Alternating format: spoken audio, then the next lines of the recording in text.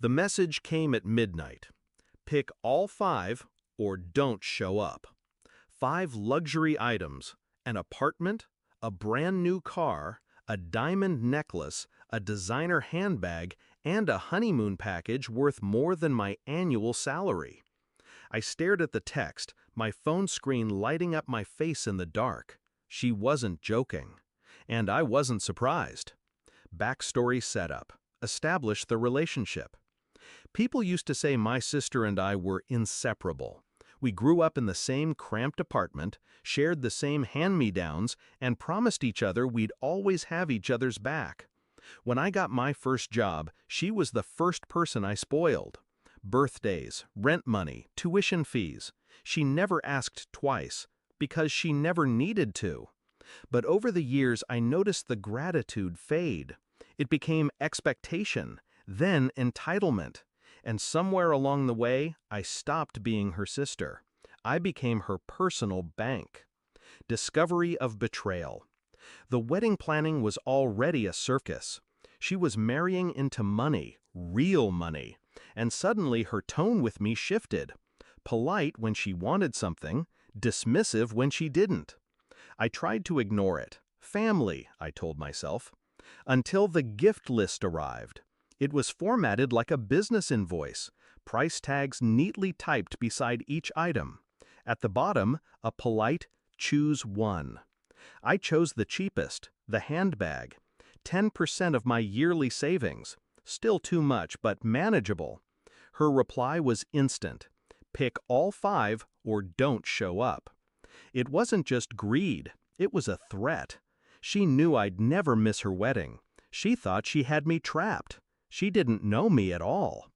Shift in mindset. Strategic planning begins. I didn't argue. I didn't send an angry paragraph or call her crying. I just typed, "Okay." Then I started thinking. I'd already transferred a large sum to a joint wedding fund she'd begged me to help manage. It was in my account under both our names. She wanted easy access during planning. It wasn't lost on me that she had no prenuptial agreement with her fiancé. And it wasn't lost on me that her fiancé's family had no idea how deep her spending habits went. If she wanted to play games, I'd play them better. Execution of the plan. Step 1, I went along. I messaged her photos of car dealerships, apartment listings, jewelers. She sent heart emojis. Step 2, I began quietly shifting money out of the joint account, legally, into a private trust under my name. She never noticed. She rarely checked the balance, only withdrawals. Step 3, I called the vendors for each of her gifts, placing official orders in my name with my account as payment. Then I set the delivery date to the day after her wedding, with a clause that required my signature for release. Step 4, I waited. Climax and confrontation. The wedding day came. The venue was dripping in flowers and crystal chandeliers. She wore a gown worth more than my apartment. I wore black. Not mourning, just honest. She avoided me until the reception. Then, champagne in hand, she leaned in, smiling for the photographers. "Did you bring the keys?" she whispered. "Everything's ready," I said. The photographers caught the moment. 2 sisters, smiling. One thinking she'd won. The next morning, before her honeymoon flight, she called me. I let it go to voicemail. The next was a text. "Why can't I access the account?" Then another. "The deliveries aren't here." Then another. "What did you do?" I finally called her back.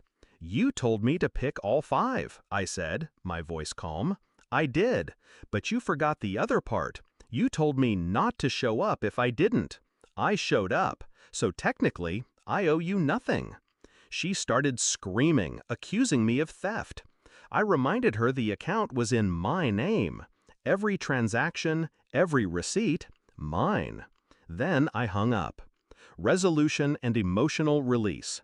She tried to fight, but her new in-laws, the ones footing the wedding bill, didn't take kindly to discovering her demands. The car, the apartment, the necklace, they vanished with me. So did her reputation with them. I didn't need to keep the gifts. I sold them, paid off my debts, booked my own trip, first class.